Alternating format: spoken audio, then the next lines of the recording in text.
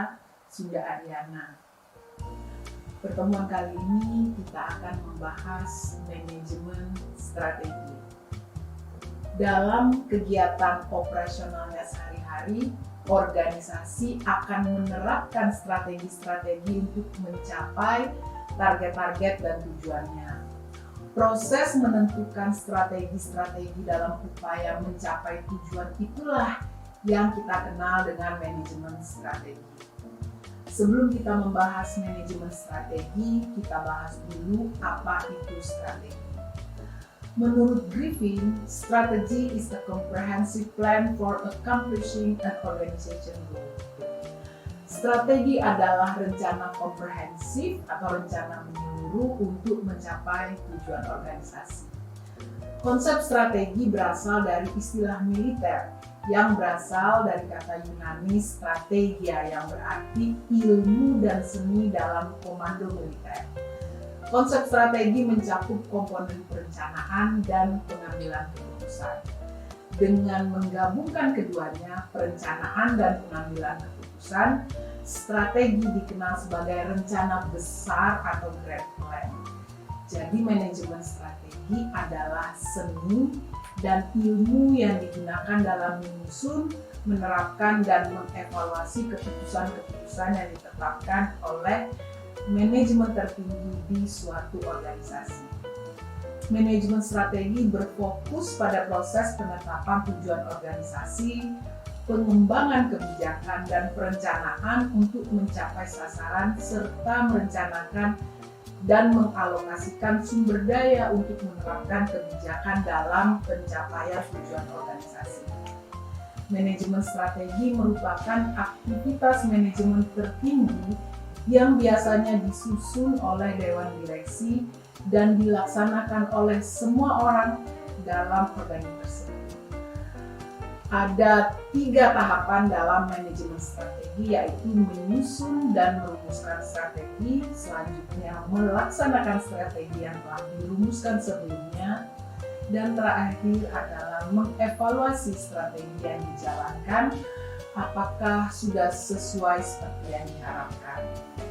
Dalam merumuskan strategi, perlu adanya pengembangan rencana jangka panjang untuk mengelola secara efektif peluang-peluang dan ancaman-ancaman yang terdapat dalam lingkungan eksternal dan fokus pada kekuatan dan kelemahan internal organisasi. Ada 3 langkah yang perlu diperhatikan dalam merumuskan strategi. Yang pertama, melakukan penilaian kondisi terkini. Semua faktor-faktor yang memengaruhi dicatat dan dipelajari. Setelah melakukan penilaian kondisi terkini, lakukan analisis faktor-faktor internal maupun eksternal yang diduga berpengaruh terhadap organisasi. Banyak sekali alat-alat analisis yang dapat digunakan, antara lain SWOT analysis, force field analysis, fishbone analysis, faktor analysis, dan lain-lain. Silakan menggunakan analisis yang dirasa pas. Bisa juga menggabungkan beberapa analisis. Selanjutnya yang ketiga, organisasi memilih strategi yang akan digunakan. Setelah organisasi memilih dan memutuskan strategi yang akan digunakan dalam mencapai tujuan, maka semua pihak dalam organisasi akan melaksanakan strategi itu. Strategi adalah gambaran besar langkah-langkah yang akan dilakukan organisasi untuk mencapai tujuannya. Inti dari manajemen strategi adalah mengidentifikasi tujuan organisasi, sumber dayanya, dan bagaimana sumber daya yang ada tersebut dapat digunakan secara efektif untuk memenuhi tujuannya.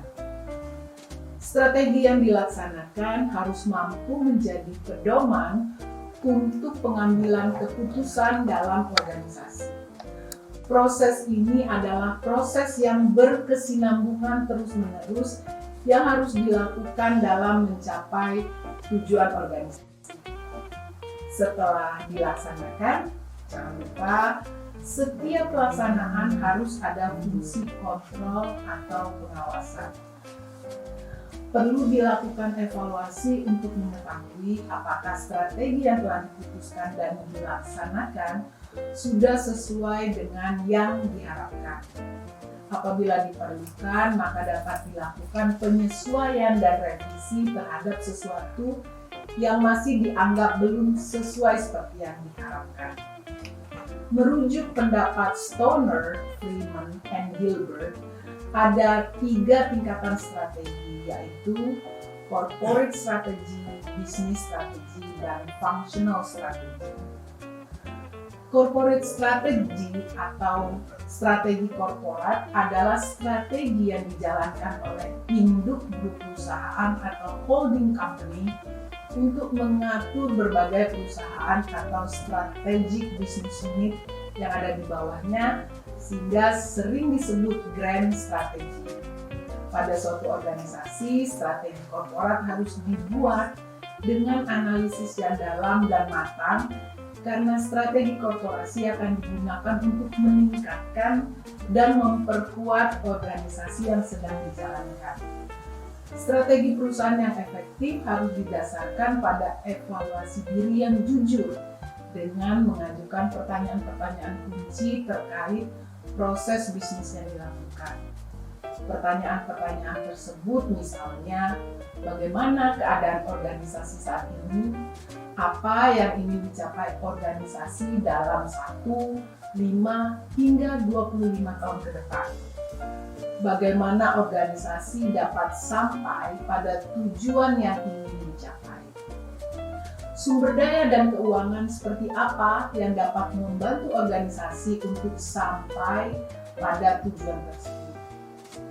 Jawaban terhadap pertanyaan-pertanyaan itu sangat penting dan oleh karena itu harus dijawab dengan jujur. Karena dalam menentukan strategi membutuhkan data, kondisi real, dan terkini. Selanjutnya yang kedua adalah bisnis strategi. Strategi pada tingkat ini menjabarkan bagaimana merebut pasar di tengah masyarakat, bagaimana menempatkan organisasi di hati para pemangku kepentingan. Hal ini dimaksudkan untuk dapat memperoleh keuntungan-keuntungan strategik yang sekaligus mampu menunjang bisnis organisasi ke tingkat yang lebih baik. Yang ketiga adalah functional strategy. Strategi ini merupakan strategi pendukung dan untuk menunjang suksesnya strategi-strategi yang lain. Strategi level functional merupakan strategi dalam kerangka fungsi-fungsi manajemen yang terdiri dari riset dan pengembangan, keuangan, produksi, operasional, pemahaman, personalia, atau sumber daya manusia, dan lain-lain yang dapat mendukung strategi level unit bisnis. Jadi ingat ya, tingkatan strategi. Yang pertama, corporate strategi, kedua, bisnis strategi, dan yang terakhir adalah functional strategi. Kita lanjut dengan strategi apa yang digunakan oleh organisasi dalam menentukan langkahnya ke depan. Ada beberapa jenis strategi yang perlu juga kita ketahui. Tergantung situasi dan keputusan dari manajemen suatu organisasi untuk dapat mengambil strategi untuk menumbuhkan, mempertahankan, atau memperbarui produk dan bisnisnya. 3 jenis strategi yang saya sebutkan tadi adalah growth strategy atau strategi pertumbuhan. Strategi ini mengacu pada konsep untuk menangkap pangsa pasar yang lebih besar. Strategi ini bertujuan untuk memenangkan bisnis yang lebih besar lagi dalam jangka panjang dengan target melampaui kondisi pasar saat ini. Ada 4 cara yang dilakukan dalam menjalankan growth strategy atau strategi pertumbuhan. Yang pertama adalah market penetration atau penetrasi pasar. Penetrasi pasar merupakan strategi mengembangkan pasar yang telah ada dan produk yang telah ada. Perusahaan akan berkonsentrasi pada perluasan pangsa pasar saat ini.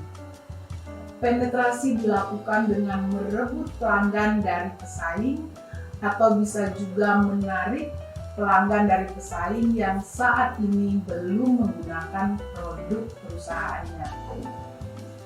Yang kedua adalah market development atau pengembangan pasar. Perkembangan pasar adalah strategi pertumbuhan yang mampu mengidentifikasi dan mengembangkan pangsa pasar baru untuk produk-produknya. Strategi ini menyasar pada pelanggan baru yang belum mengenal produk-produk perusahaannya. Yang ketiga, product development atau pengembangan produk. Pengembangan produk adalah strategi dan proses yang dilakukan oleh perusahaan dalam upaya mengembangkan produk, memperbaiki produk lama, atau menambah kegunaan produk ke segmen pasar yang sudah ada dengan asumsi pelanggan menginginkan unsur-unsur baru tentang produk-produk mereka. Yang terakhir, yang keempat adalah diversification atau diversifikasi. Diversifikasi produk merupakan usaha yang dilakukan perusahaan untuk penganekaragaman produk atau jasa yang sudah ada dengan jalan menciptakan produk atau jasa yang baru agar dapat memenuhi keinginan dan selera konsumen dengan tujuan dapat meningkatkan penjualan. Jadi, market penetrasi, pengembangan pasar, pengembangan produk, dan diversifikasi adalah bagian dari strategi pertumbuhan atau growth strategy. Selanjutnya, strategi yang kedua adalah stability strategy atau strategi stabilitas. Strategi stabilitas adalah strategi di mana organisasi mempertahankan organisasinya pada level operasi bisnisnya saat ini. Strategi stabilitas biasanya digunakan oleh organisasi ketika organisasi berada dalam tahap awal pertumbuhan. Mengapa? Karena organisasi perlu mengevaluasi sumber daya, kemampuan, dan keunggulan kompetitif organisasi agar siap digunakan dalam langkah strategi berikutnya. Organisasi yang menjalankan strategi stabilitas biasanya organisasinya berjalan dengan baik, sehingga hanya perlu menjaga stabilitas organisasi saja. Selain itu, strategi stabilitas adalah strategi yang paling kecil risikonya. Yang ketiga adalah renewal strategy atau strategi pembaruan. Strategi pembaruan adalah suatu strategi untuk menyegarkan kembali semangat dan daya saing suatu organisasi di lingkungan yang kurang terlalu mendukung.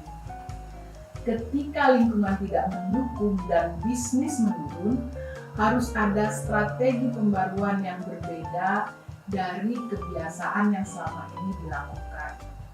Ini adalah jalan untuk tidak hanya bertahan, tapi juga naik kembali. Jadi strategi pembaruan ini dicirikan dua hal, yaitu bertahan dan melakukan perbaikan di semua arah. Suatu organisasi harus memantau dan merespon indikasi-indikasi perubahan dan sesegera mungkin merespon perubahan itu agar tidak ketinggalan dengan cepatnya perubahan yang terjadi. Demikianlah pertemuan kita kali ini yang membahas tentang strategi.